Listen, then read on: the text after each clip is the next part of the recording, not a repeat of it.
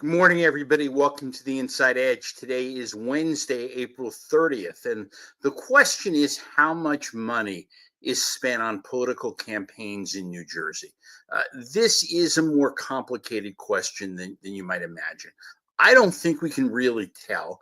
But one thing that is certain is that the total number, is significantly less than it appears to be.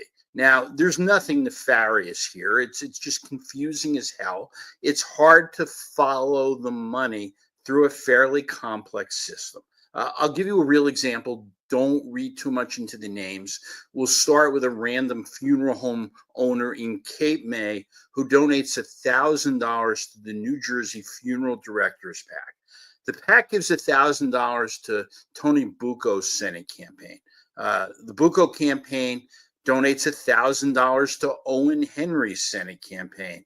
And the Henry campaign contributes $1,000 to Jack Ciattarelli for governor. The Ciattarelli camp sends that $1,000 to the Gloucester County Republicans.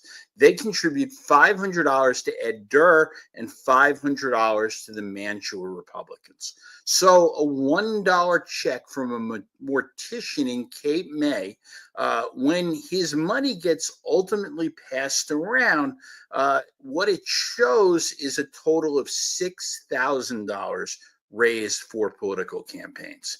And money boomerangs all over the place. The donor gives $1 to an assemblywoman, and she writes a check for $1 to her joint campaign, the one she shares with the assemblyman from her district. That joint campaign now sends the dollar to the state party, probably to pay postage, just a check swap. And now that same dollar has been recorded 3 times. That $1 generates $3 in total contributions and $3 spent. Now, this one, be prepared. It might make your head hurt a little bit.